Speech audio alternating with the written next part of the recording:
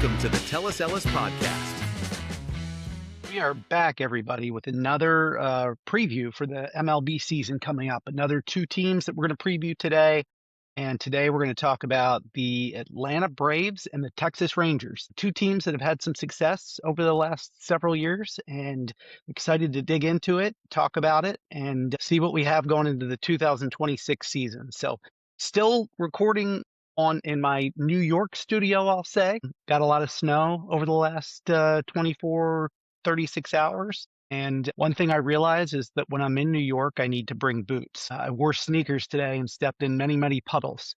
Not pleasant. So if you're coming to New York, make sure you bring boots. Again, today, Atlanta Braves, Texas Rangers, and looking forward, we'll get right into it. Just a reminder, if you're following these podcasts, make sure you subscribe on YouTube, Apple Podcasts, Spotify, wherever you watch the podcast.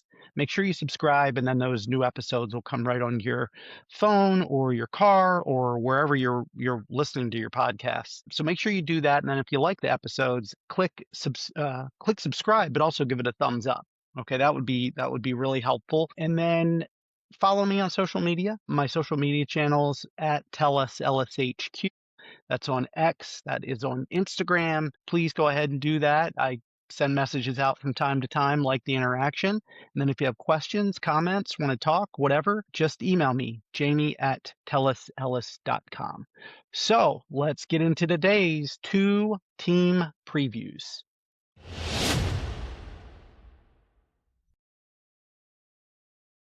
We are going to start today with the Atlanta Braves. It's been an interesting run for the Braves. So if you look at them, they've been a very successful franchise in the last several years. They had bottomed out at one point, but have really built themselves back up. If you look back to 2021, they won 88 games and ended up in first place in the National League East and ended up winning the World Series. They beat the Astros 4-2 and celebrated that World Series championship, which was awesome. An awesome time for the Braves. It looked like they were setting up this huge dynasty. Followed up that 2021 season in 2022 by winning 101 games and again winning the National League Eastern Division. But then they lost in the National League Division Series 3-1 to the Philadelphia Phillies. In 2023, they won 104 games. So 3 more games than 2022, and again won the National League East, and again lost to the Phillies in the National League Division Series 3-1. 2024, they dropped back to 89 wins. They had some injuries there, Ronald Acuna and so forth. They finished in second place in 2024, 6 games back, and lost the National League wild card 2-0 to the San Diego Padres. That took us to 2025, and the Braves had a very down year in 25, only won 76 games, injuries, a suspension, it just all things bad that could go wrong did, and they ended up in fourth place, 20 games back by season's end. So, looking at last year's season, they did have a 10-game win streak from September 14th to September 23rd. By that time, it was a little bit too late in the season for them to make a comeback. They also won 10 of 12 from August 9th through August 20th.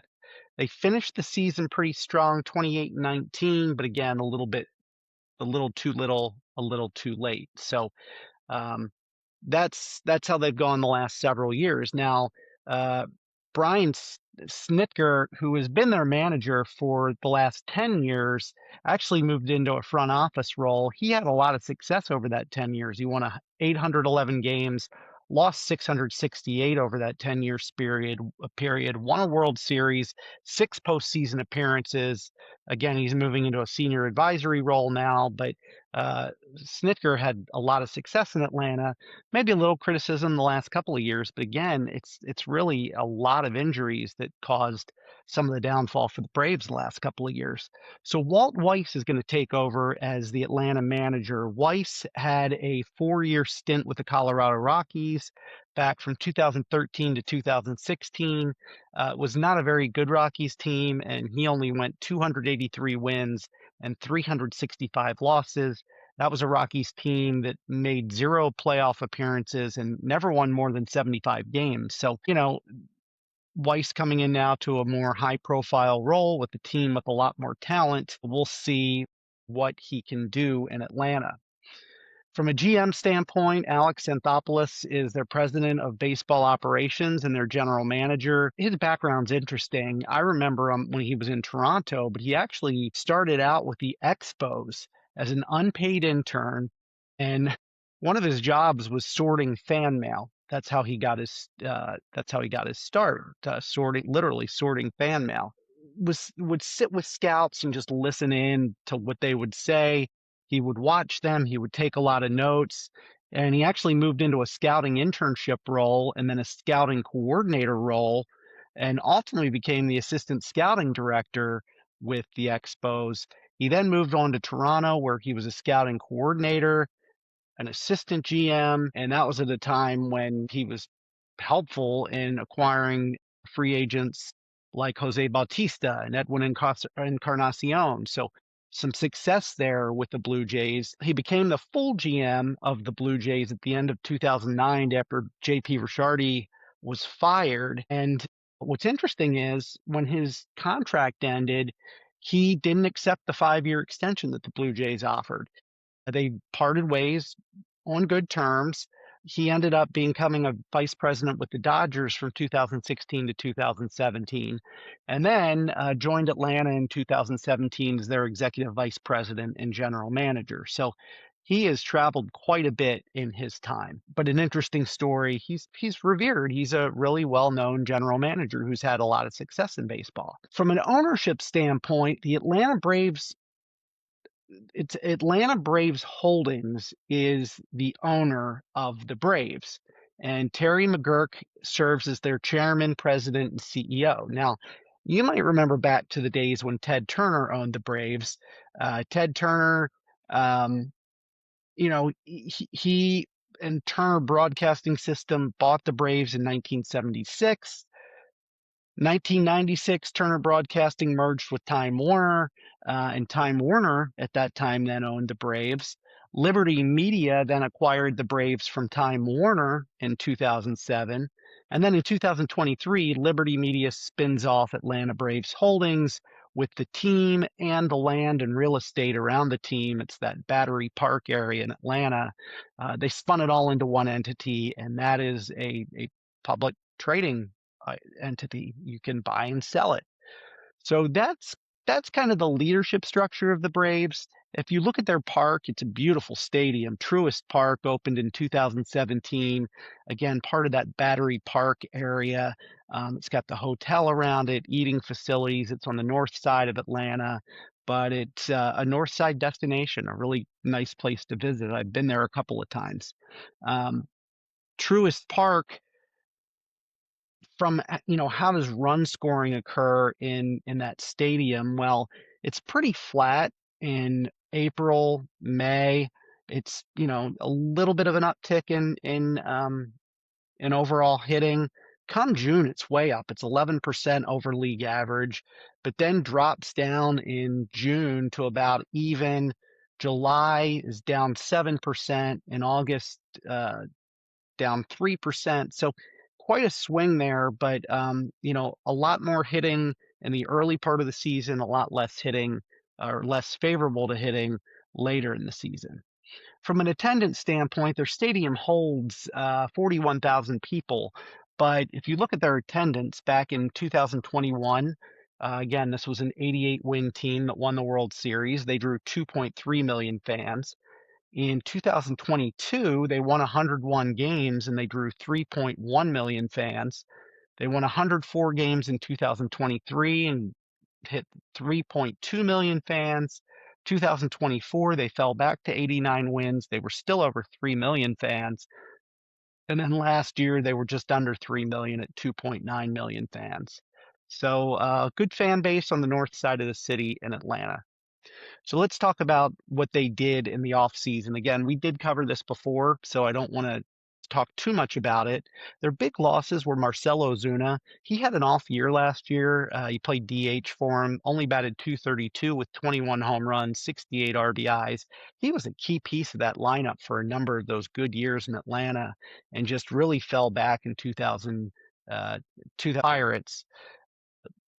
Another big loss that they had during the offseason was Pierce Johnson, a relief pitcher who signed with the Reds, 3-3 with a 3.05 ERA last year. And he pitched 59 innings, struck out 59 batters to a 1.2 whip. So those were their two big losses. They lost Alek Manoah to the Angels. We talked about him in the Angels preview. He didn't pitch in 25 for the big leagues, so not a big on the field loss for the Braves.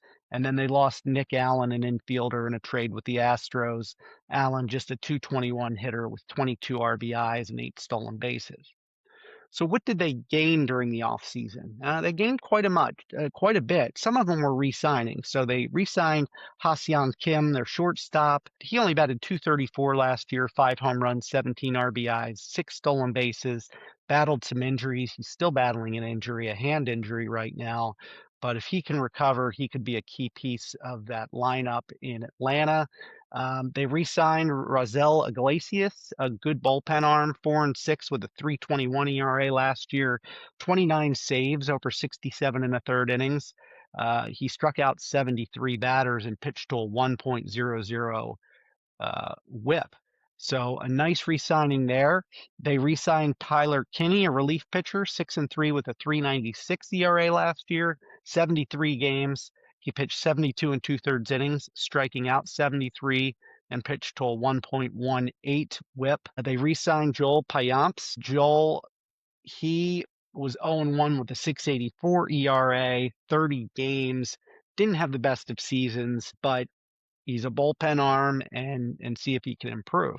So a lot of re-signings, but then they also signed Robert Suarez from the Padres. Suarez was 4-6 with a 2.97 ERA and 40 saves last year. So a really dynamic bullpen arm they're adding. 69 and two-thirds innings. He struck out 75 batters, pitched to a 0.90 whip. So that's a huge addition for them. They added Mike Yastrzemski, a nice bench piece. Yaz, 233 last year, 17 home runs, 46 RBIs, 7 stolen bases, 736 OPS. They made a trade with the Astros for Mauricio Dubon. Dubon, 241 with 7 homers, 33 RBIs. They signed Jorge Mateo, a backup shortstop. Limited action last year as he had injuries. Batted 229 with 5 homers, 18 RBIs. He is a speedster. Stole 13 bases last year. They signed backup catcher Jonah Heim, 213, 11 home runs, 43 RBIs. And then Kyle Farmer was signed to a minor league deal. Farmer, just a 227 hitter, 8 home runs and 31 RBIs. And then Martin Perez signed a minor league deal. Perez last year was 1-6 as a starter with a 3 ERA, battled some injuries, pitched 56 innings, started 10, pitched to a 1.11 whip. Not a bad arm to have for this Braves team.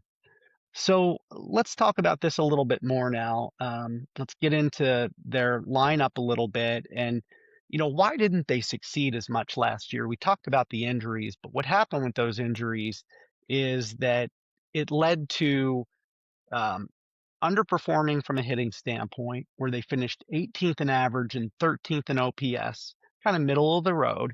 From a starting pitching standpoint, they were 22nd in ERA and 23rd in WHIP. That's not what you expect from an Atlanta Braves starting rotation. They always have good starting pitching. And then relief pitching, 19th in ERA and 11th in WHIP.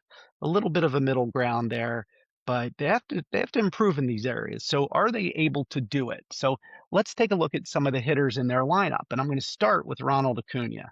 Acuna finally healthy.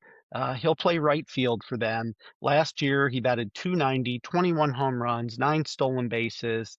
His on base percentage is 417. He's still 28 years old, just a stud superstar. So you can rely on Ronald Acuna. They have Matt Olson, power hitting first baseman, batted 272, 29 home runs, Gets over an 800 OPS. That left-hand bat firmly entrenched at first base in the lineup. You have Jurickson Profar, who probably will DH more than anything. He had that suspension at the beginning of the year last year, which really set him back. He only ended up with 371 plate appearances and had a down year, 245, only 14 home runs, 9 stolen bases. He will have a full season.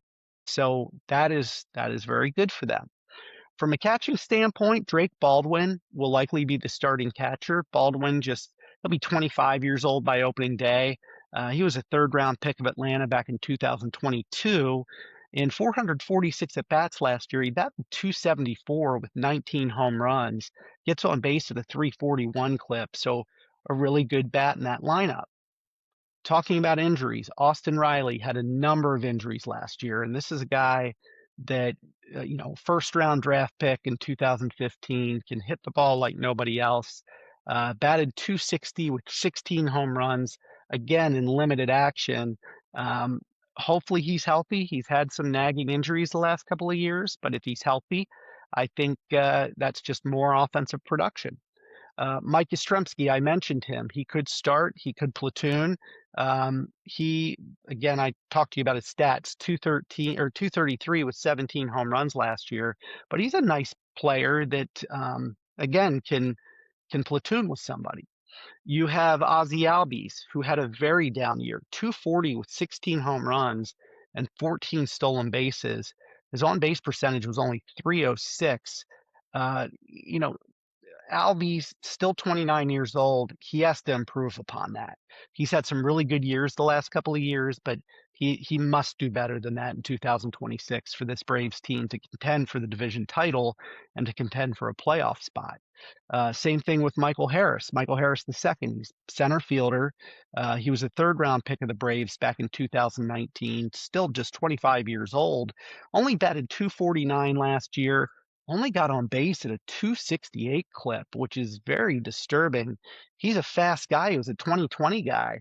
But could you imagine if he would get on base more? He could have 30, 40 stolen bases. So he has to improve upon that year. And then Mauricio Dubon will play shortstop.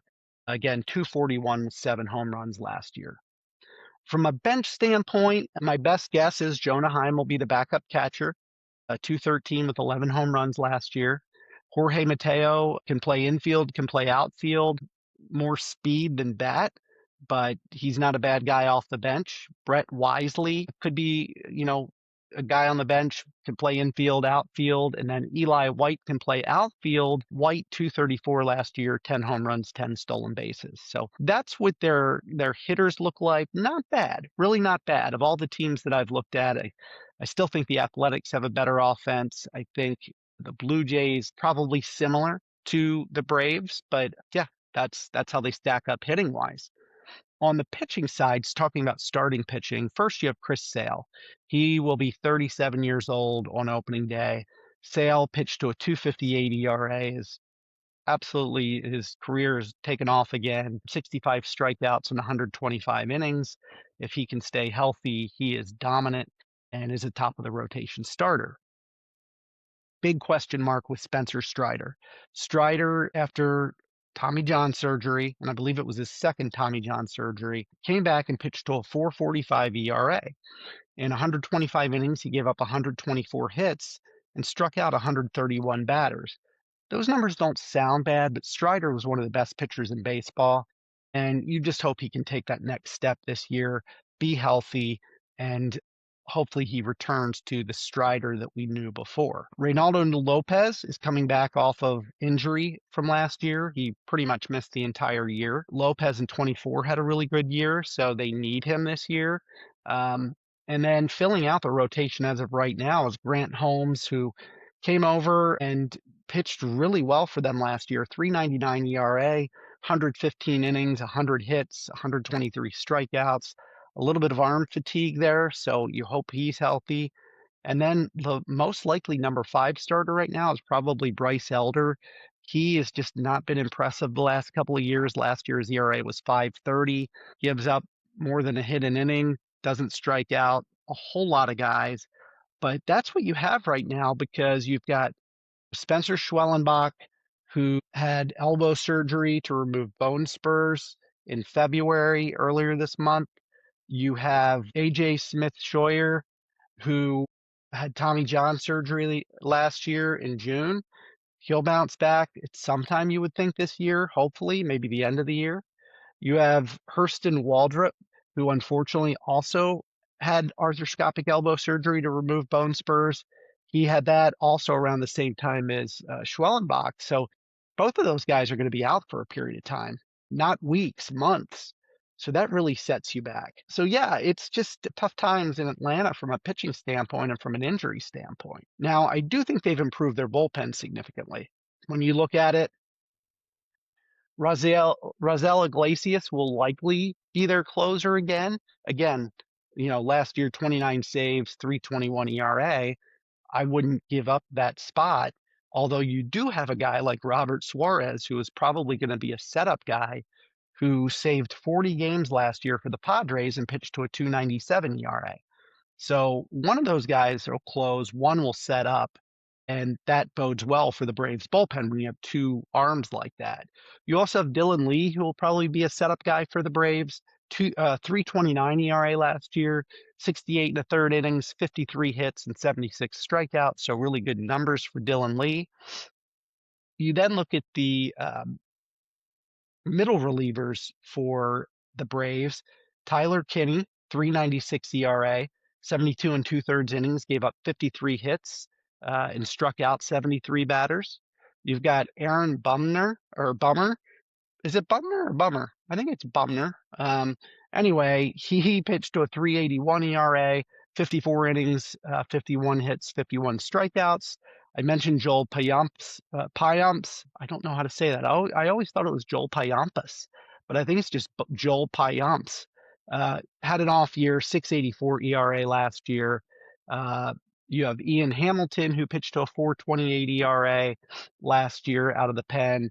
And then Joey Wentz will probably be their long reliever.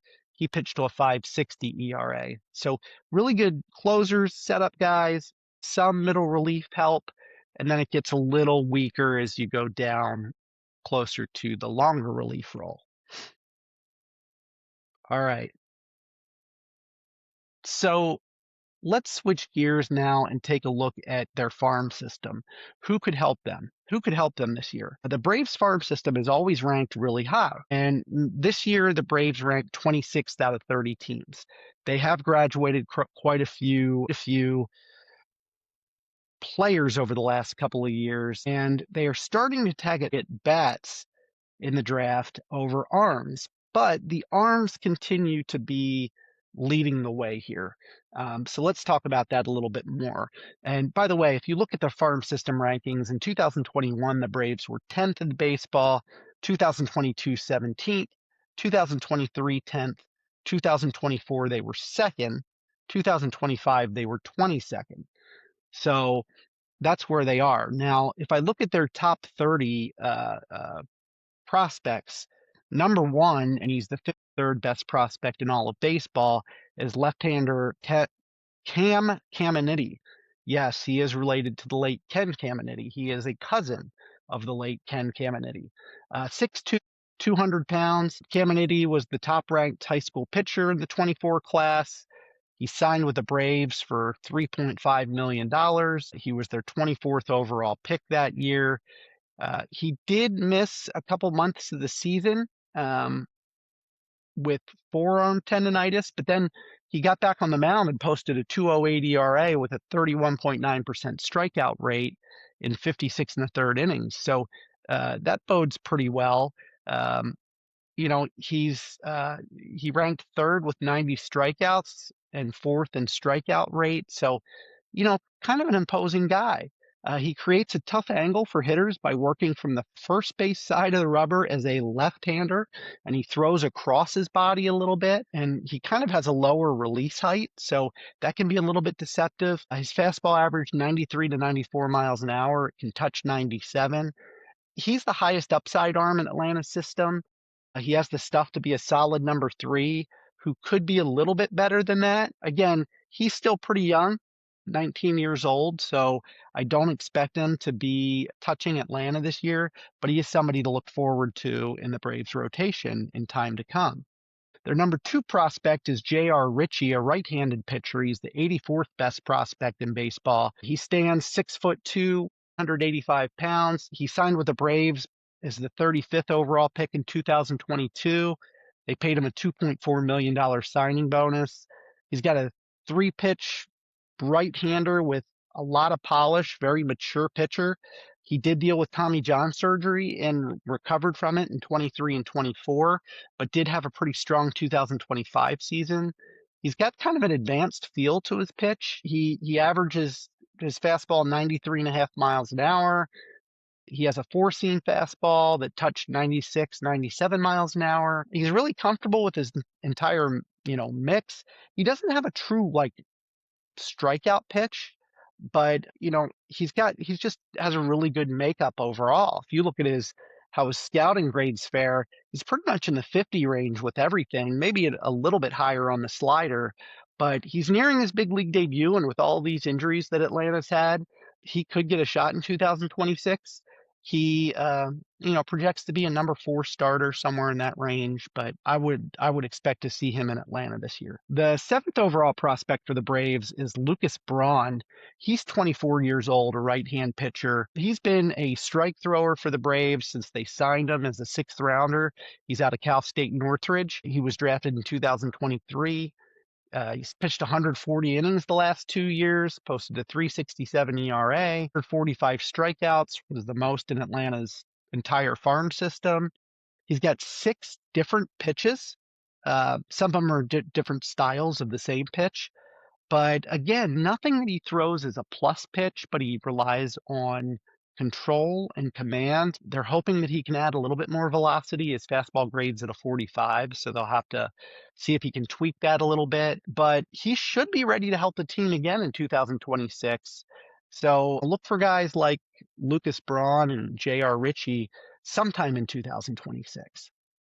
Now, from an international standpoint, to bolster their makeup, they did sign the 15th best prospect of the January international class, Jose Manin. They signed for $1.5 million. He's a shortstop out of the Dominican Republic. He's 17 years old, 6'2", 165 pounds. This is the 3rd year in a row that they have landed a top 15 prospect in the international signing class. They're one of only 3 teams to have done that, the others being the Mets and Mariners. So, that will add to an improved Atlanta farm class as we move through 2026. Now, let's say that things don't turn out for the Braves. Let's say they start falling back like they did last year. Could they trade some guys? Who are the most tradable players? I would start with Ha-Seong Kim. He's owed $20 million in 2026, and he's a free agent in 27. Could be a piece that the Braves would want to move. He has to get back to hitting like he did prior to last year, and if so, he could be a trade chip. Chris Sale could be a huge trade chip. $20 million he's owed in 2020, and he's a free agent after this year. He's 37 years old by opening day. He is the biggest trade chip that they have, no doubt about it. They also have Raisel Iglesias. He's owed $16 million this year, and then he's a free agent. And with the signing of Robert Suarez, Iglesias could be movable. He's 36 years old. So that's another piece that you have. Would they move Ozzie Albies? I don't know. I don't think so. This is his last year, official year under contract. They owe him $7 million this year. There is a club option for 27 at $7 million. So they may want to hold on to him. Let's see how he plays this year. And then Aaron Bummer, bullpen arm. He's a free agent after the 26 season. He's owed $9.5 million in 26. He could be another trade chip. So that's what we have for the Braves. When I look at this team, I go back and forth. I mean, I am very concerned about their starting pitching. I don't know where they're going to get. I don't know where they're going to get the pitching from. We mentioned a couple minor league players, but to throw them into a number 4 or number 5 starter position is a little bit concerning. Hopefully they can buy some time, and hopefully they get back some of these players, a Schwellenbach or a Waldrop. say July, somewhere around there.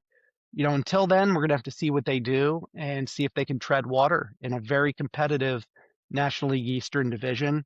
I think right now, when I look at my pyramid, I think that they are probably in that third tier, possibly fourth tier. So bordering on playoffs, but maybe not in the playoffs. They're definitely a borderline team as we head into 2026. So that's it for the Atlanta Braves.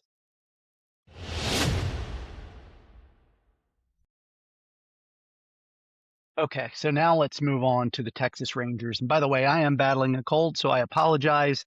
If I sound a little stuffy, it's because I am, but it's not going to take away from me, going over all of these teams. So I'm excited to keep going, and we're going to go to the Texas Rangers. So the Rangers, um, World Series champions in 23, believe it or not.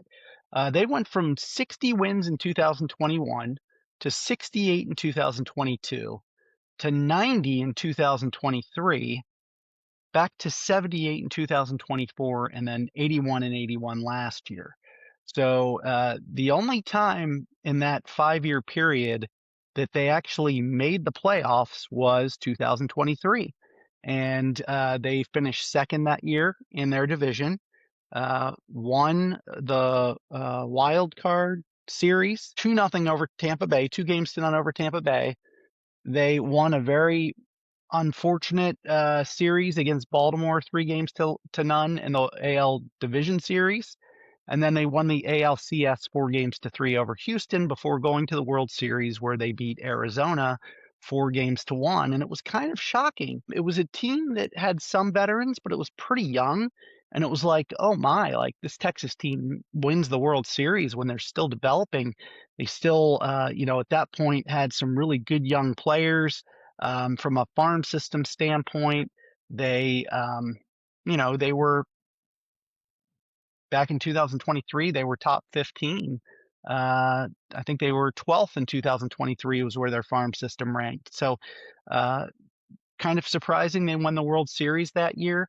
From a fandom standpoint, 2021 they drew 2.1 million fans. 2022 they drew 2 million fans. 23 it went up to 2.5 million. 2024 2.65 million, and then last year they drew 2.4 million. So yeah, last year, they started to come back a little bit. They were 8-2 through their first 10 games, but then they went 10-19 through May 9th. They had 2 5-game winning streaks, 3 6-game winning streaks, but they also had a 6-game losing streak and an 8-game losing streak. So really up and down team in 2025.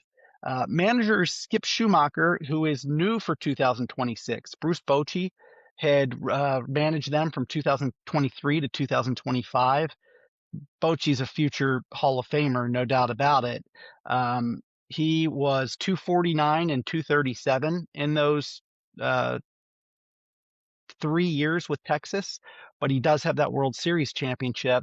He now has 4 World Series championships and then 1 additional National League pennant to his name. So quite the manager, Bruce Bochy. Now Skip Schumacher takes over. Schumacher spent 2 years in Miami, accumulated a record of 146 and 178. He did win the 2023 Manager of the Year award. He was 84 and 78 that year. He left Miami agreeing not to have his contract renewed, and he joined the Rangers front office after the 24 season. There wasn't any animosity or anything. They just decided to part ways, and then he ends up now being a manager coming into this 2026 season for the Rangers. The Rangers are owned by Rangers Baseball Express LLC. That's led by Ray Davis. He's the managing partner and majority owner of the team. Bob Simpson is the co-chairman and co-owner. They're respected for their success and their stability. No animosity towards them. Their general manager is Chris Young. He's the president of baseball operations and general manager. He's been in that role since 2020, and he's viewed pretty positively. And when you win a World Series, why wouldn't you be viewed pretty positively? They moved into global life field not too long ago. How does that play? It is a retractable roof. Again, hard to determine how these numbers look because you don't really know when the roof is open or closed. But offensively, early in the year, April, hitting tends to be down about 7%. And when I say hitting, it's really runs scored. Up 2% in May, down 6% in June, about baseline for July, down 2% in August, but then September, it tends to jump way up. Runs scored are up 11% in September. So again, all over the place a little bit for Global Life Field.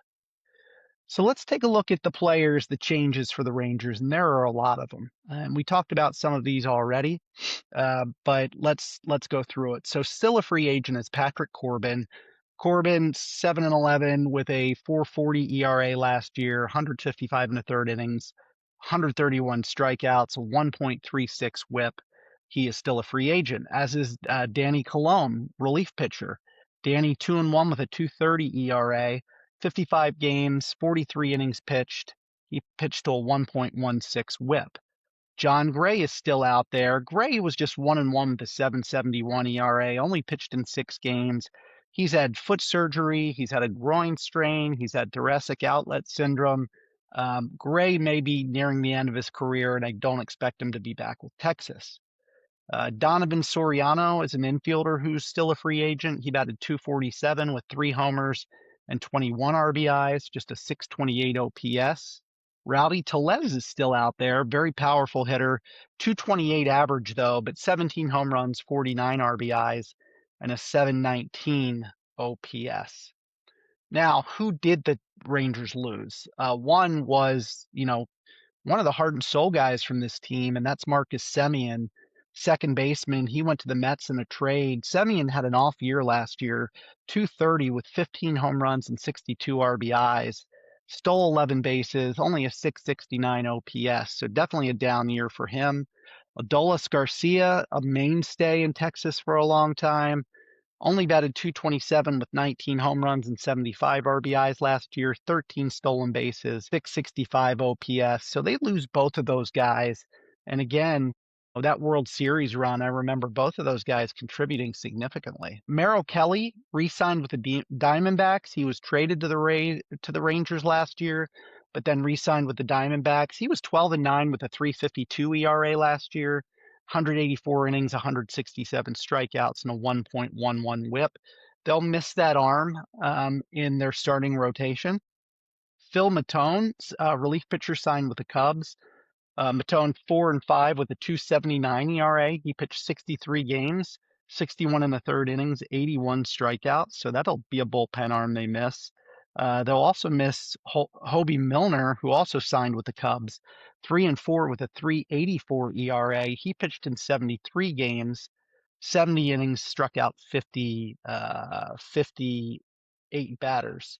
Sean Armstrong is a relief pitcher they lost. Armstrong, a good relief pitcher, 4-3 with a 2.31 ERA. In 71 innings, he pitched 74 innings and struck out 74 batters. His WHIP was 0.81. So a huge bullpen arm they lose. They also lose Jacob Webb, another good bullpen arm, 5-4 with a 3.00 ERA. He pitched in 55 games. 66 innings pitched, 58 strikeouts, and a 103 WHIP. They lose Tyler Mahle, starting pitcher who started the year really good last year, 6-4 with a 2.18 ERA. He then had a rotator cuff strain after a strong start, and he was just limited in action. He signed with the Giants. Jonah Heim, backup catcher, signed with the Braves. And then Dylan Moore, a utility batter, signed with the Phillies. So a lot of losses for Texas. Now they have a young team, and you expect those young players to fill these roles, but again, a lot of losses there player-wise. So who did they add? Well, they made a trade with the Nationals and got Mackenzie Gore. Gore only 5-15 last year, 4.17 ERA, but he did show some flashes of this talent that he's always been said to have. 30 games started, 159 and 2/3 innings. He did strike out 185 batters. His WHIP was a little high at 1.35. They also made a trade for Brandon Nimmo from the Mets, and I like Nimmo a lot. He's a really good outfielder, 262, 25 home runs, 92 RBIs, a 760 OPS. He stole 13 bases, so a really nice pickup in the trade with the Mets. They also signed Danny Jansen, a catcher who can do backup duty, 215, 14 home runs, 36 RBIs. I say he can do backup duties. He can also start. He's been a veteran catcher and can do a good job behind the plate. They signed Jordan Montgomery, who was a complete wild card. He didn't pitch last year, and we'll see if he has anything left. He hasn't pitched much since he was in the World Series with Arizona back in 2023. We'll just see what he has. They did re-sign Chris Martin, a relief pitcher, with a 298 ERA, 49 games. He pitched 42 in the third inning, struck out 43 batters, and pitched to a 1.20 whip. Jacob Junis was signed as a free agent. Junis, 4-1 with a 297 ERA. So you are picking up some of these bullpen arms. Junis, 66 and 2/3 innings, struck out 55 batters, and pitched in 57. Good numbers there for him. Tyler Alexander, a relief pitcher that they signed, 5-14 with a 4.98 ERA, 52 games. He did start 5 of them. 97 and 2/3 innings. He struck out 82 batters and pitched to a 1.40 whip. And then they signed a couple guys to minor league deals: Austin Gomber, Cal Quantrill, Ryan Brazier, and Jacob Spores, or Josh Spores, I should say. Spores missed all of 2025 with right elbow surgery, but they're going to take a flyer on some of these guys and see what they have with them. So let's take a look at 2025. Where did it go right? Where did it go wrong for this team? And when you look at 25, offensively, they just struggled. They were 26th in average, 26th in on-base percentage. They just really struggled, 26th in OPS. So they've got to do better offensively, and we'll talk about that in a second. From a starting pitching standpoint, believe it or not, they were the best starting pitching in baseball. Number 1 in ERA, number 2 in WHIP. You might say, where the heck did that come from? And we'll get into that in a little bit. And then from a bullpen standpoint, now they lost a lot of guys, so there's no doubt about it. They've got to fill some of those roles, but they finished 5th in ERA and 3rd in WHIP last year from a bullpen standpoint. So let's dig a little bit more into the starting lineup. And I'll start with the guy they brought over from the Mets in a trade, Brandon Nimmo. Nimmo, that 262 hitter, 25 home runs, 13 stolen bases, gets on base at a 324 clip. You'd like to see that a little bit higher, but plays good center field, an exciting player, and Nimmo will, play right field for them. Wyatt Langford, 24 years old, supposed to be this stud player, came out last year, only batted 241. Now, he did steal 22 bases and hit 22 home runs, but the ceiling is higher for Langford, and you have to think that he is going to have a breakout year one of these years, and maybe it could be 2026. You still have Corey Seager, the veteran at shortstop. He's feels like he's 38 years old. He's only 31. Seager batted 271 with 21 home runs last year. He battles injuries. He had 445 plate appearances, down a little bit. We'll see what Seager can deliver if he's healthy this year.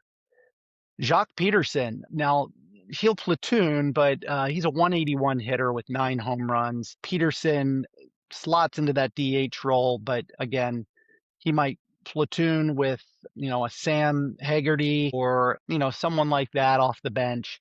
So I'll just put Peterson in there for now. You've got Jake Berger, 236 hitter with 16 home runs. I think they wanted a lot more out of Berger. He only gets on base at a 269 clip. Evan Carter, another young player, 23 years old. He was a second-round pick of the Rangers back in 2020. He only batted 247 with 5 home runs and 14 stolen bases. Josh Young was, really good a couple years ago, had some injuries the next year. Last year only batted 251 with 14 home runs. Disappointing year for him. Josh Smith, 28 years old. He was a second-round pick of the Yankees back in 2019. The Rangers got him in a trade back in 2021. Smith, 251 hitter, 10 home runs, 12 stolen bases. And then you've got Jansen at catcher, 215, 14 home runs. On the bench, you have catcher Kyle Higashioka. He's a veteran, 35 years old.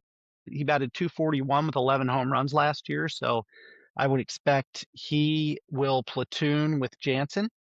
Ezekiel Duran is a 27-year-old at opening day or close to it. He batted 224 last year with 11 stolen bases. I mentioned Sam Haggerty, 253, 2 home runs, 12 stolen bases, and limited action last year. And then Michael Hellman is an outfield, infield kind of utility guy. He only batted 232 last year with 5 home runs. So, this offense has so much potential, but when I read through those numbers, it's no wonder they fell back or only played 500 ball last year. Everybody just raised it up a little bit. You've got to think you can get more wins out of this team offensively. It should be a better offensive team, and I would expect it to be better next year. Now, from a pitching standpoint, this was the highly regarded, one of the best pitching staffs, if not the best in baseball last year, and it starts with Jacob deGrom. deGrom, 37 years old, but he pitched like he was young last year. 172 innings, just 122 hits, 185 strikeouts. He pitched to a 2.97 ERA. So just like the Jacob deGrom of old. You had Nathan Eovaldi, who pitched incredibly last year. He pitched to a 1.73 ERA, 130 innings, 90 hits. Doesn't strike out a ton of guys, 129 strikeouts, but I will take that 1.73 ERA every day. Mackenzie Gore now will slot likely into that number 3 spot. Gore, again, pitched to a 4.17 ERA. A change of scenery on a team that is winning more should help him quite a bit. Jack Leiter slots in at the number 4 starter position. He's going to be close to 26 on opening day. He pitched to a 3.86 ERA in 151 and 2/3 innings. He only gave up 127 hits, struck out about a batter an inning. I think Leiter could be poised for a breakout here. And then Jacob Latz came out and was really dominant last year. Granted, it was only through 85 and 2/3 innings, but he gave up 69 hits, 76 strikeouts, and he pitched to a 2.84 ERA. Not a bad starting rotation, especially at the top end. You add Gore, Leiter could be blossoming. So a lot to like there on the pitching side. Again, I go back to your hitters just have to produce. But let's talk about that bullpen. From a closer standpoint, Robert Garcia is going to be their closer.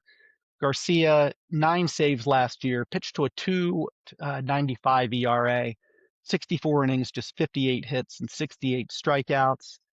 Your setup guys are Chris Martin, good pitcher, 2.98 ERA, 42 and 1/3 innings, just 43 hits and 43 strikeouts. And then Cole Winn is your other setup guy, 1.51 ERA, 41 and 2/3 innings, just 23 hits and 35 strikeouts. Then for middle relief, you throw Jacob Junis in there. Junis had a great year last year, 2.97 ERA. Alexis Diaz, he only pitched 17 and 2/3 innings. His ERA was 8.15, but it was a limited sample size. I don't think it's fair to judge him on that. Tyler Alexander is middle relief, 4.98 ERA. Again, he did pitch 97 and 2/3 innings, gave up 170 hits, 107 hits, only struck out 82 batters. And then Carter Baumler could play, pitch in long relief for them. So decent at the top end of the bullpen. As you get into mid and long relief, a little bit shakier there, and you don't love what you see there. Again, Jordan Montgomery had Tommy John surgery back in April of 25. Will he pitch this year? He could. He's 33 years old. We'll see what happens with him. He could supply some help to this Rangers team. So now let's talk about their minor league system. The Rangers ranked 24th in baseball. They did graduate a lot of players. In 2021, they were 24th in baseball. 2022, 9th. 2023, 12th. 2024, they were 3rd. And then in 2025, they were 19th. They have one of the game's most elite talents in Sebastian Walcott. I'll talk about him in a second. They also have a right-hander, Caden Scarborough, who's one of the game's, broke out in 2025. But, they did graduate a lot of players, as I said. So let's talk about some of these guys in detail. I'll start with Sebastian Walcott, the shortstop, the phenom. The phenom. He's 19 years old. Um, last year he worked on a couple things. He started laying off pitches that in the past had resulted in weak contact, so that was a good thing. He does step in the bucket sometimes. It reminds me of Mike Devereaux of the Orioles back in the day. He does that in an attempt to lift and pull the ball, but that can be a bad thing. Can lead to pop-ups. His exit velocity is excellent, 90th percentile. His exit velocity averages 106.8 miles per hour. Um, he does commit a lot of errors at the shortstop position, 24 last year. So he needs to work on that. He could end up in the outfield, maybe a right field position, but the Rangers aren't saying that yet. For right now, they're pretty committed to keeping him at shortstop. And then, again, he, as young as he is, he could make his big league debut at some time in 2026. Walcott is the 16th best prospect in all of baseball. The Rangers' number 2 prospect, and he's the 65th best prospect in baseball, is Caden Scarborough. Scarborough was drafted in the 6th round in 2023, and they basically bought him out of his commitment to Dallas Baptist, where he was going to go. He was the organization's best pitcher in 2025. He stopped at 2 levels of Class A ball, struck out 114 and walked just 21 over 88 innings. His fastball sits around 94 miles an hour, up to 97 miles an hour. Definitely has excellent lift through the zone and kind of a low release height. He complements that fastball with a really good sweeper that he can land in the zone pretty consistently. That sweeper gets a 44% miss rate, swing and miss rate. And so, yeah, really good pitch for him. And it has a really sharp break. His ceiling could play up because of his physical abilities. He could be a mid-rotation starter. He should reach Double-A by the middle of the season. I don't expect him to pitch in Texas this year. He's only 20 years old, but a lot of upside there. Their number 3 prospect is Josh Owens. He's a shortstop. He falls outside of the top 100. He's from Tennessee. He was a multi-sport athlete. He's a position player, but he also has this unbelievable arm. He can hit 93 to 96 miles an hour with his fastball. So, he's playing at shortstop, but he could end up being a pitcher. He's got this lower slot delivery that's a little bit deceptive, and so that's really good. On the other hand, his exit velocities when he's batting is 108 miles an hour as an amateur. So, you know, the scouts say that he would need a major swing overhaul to make it as a regular position player. So again, we'll see where he ends up. Huge upside for this very athletic player. Only 18, they have time to work with him. Jose Cornel is a right-hand pitcher, is their 4th best prospect. He's 22 years old, 6'3", 165 pounds. He signed with the Mariners in 2019, but actually was traded to Texas as part of the Rafael Montero trade in 2020. He did have Tommy John surgery halfway through 2024, which stunted his growth. He also made a big league debut last year, just kind of one and done. And then he did make some starts in the Arizona Fall League this year. Really good command, very pick Mitch. He has a chance to reach Texas this year. He could be in the opening day rotation. We'll see what spring training holds, but I definitely wouldn't be surprised to see him at Texas sometime this year. Their 5th best prospect is A.J. Russell, another right-hand pitcher. He also had an elbow injury his sophomore year at Tennessee, and he had to have surgery on that. It's a shame, all these surgeries to these pitchers. He came back in February of 25, started pitching again. The Rangers took him in the 2nd round, assigned him to a $2.6 million deal. They really wanted him. He's got a fastball that sits 92 to 94, can reach 98. Sometimes he has this slider that almost looks like a slurved, part slider, part curveball. He has shown stuff that he could be dominant. His injuries will derail him. He's going to have to build up his arm strength again, but let's see him build up this year and see what he can become. I'm going to go one more deep, and that is David Davalillo. He is another right-hand pitcher, sixth best prospect for the Rangers. He's 23 years old, so he could be making his MLB debut this year. Baseball runs in his family's blood. His brother Gabriel was a catcher and a top prospect for the Angels. His father David was a longtime coach in the Mets system. So he pitched to a 188 ERA in 2024, and then last year a 244 ERA. So really good numbers. He doesn't have the best stuff of some of those other pitchers I talked about in the system, but he might be the best pitcher in the organization. Like when I look at his scouting grades, he's 45 fastball. They really want to see him pick up his speed a little bit. His slider's a 50, his splitter's a 55, his sweeper's a 55, but he's got really good control. He hasn't, like I said, he has a chance to make the roster this year at some point. And I just wanted to talk about him a little bit to give you some familiarity because he could be in Texas by the end of the year. Let's talk about their international signings now. Again, they're trying to build back their farm system a little bit here. They had a pretty good signing class. They had the 10th and 47th best prospects in this international class. Elian Rosario was signed for $2.5 million out of the Dominican Republic. He's an outfielder, third baseman, just 17 years old, but again, the 10th best international prospect. And then they signed the 47th best international prospect, Frandel Pineda.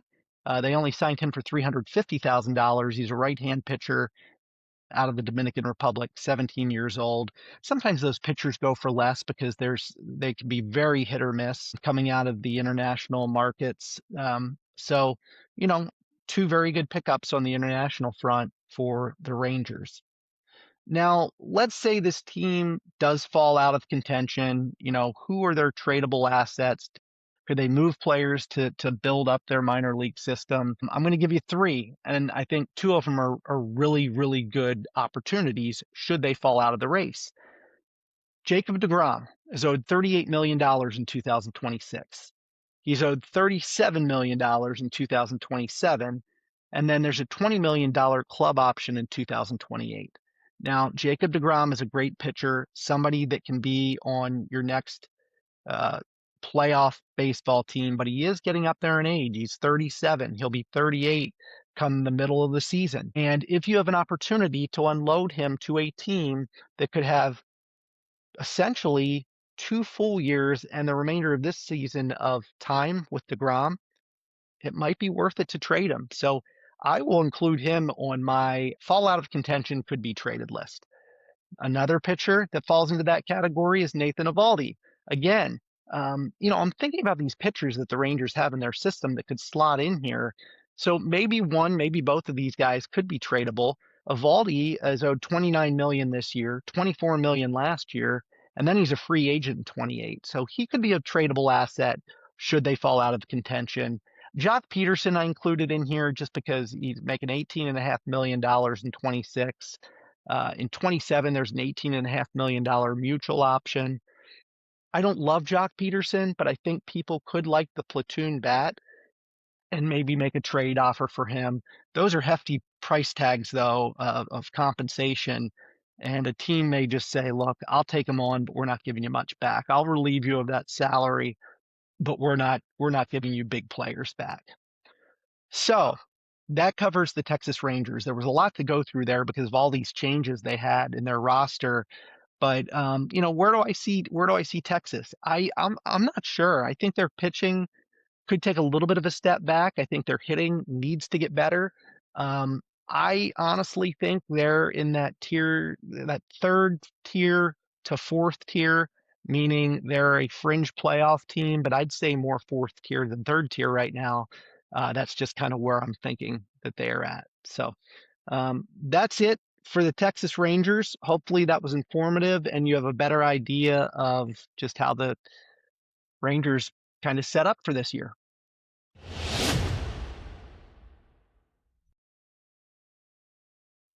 All right. Well, thank you as always for listening to the podcast. Hopefully you learned a little more about the Atlanta Braves and Texas Rangers, two very interesting teams who have had flashes of greatness the last couple of years and could be playoff teams. fringe playoff teams. But hopefully you enjoyed it. Please subscribe to the podcast, whether it's on YouTube, Apple Podcasts, Spotify, any other podcast. Make sure you subscribe, and if you like the episode, give it a thumbs up. Follow me on social media at TellUsEllisHQ. That's on Instagram, and that is on X. And then if you have questions, want to join the show, want to debate me, whatever, just send me an email, jamie@tellusellis.com. Until the next preview, I will see you soon. Take care.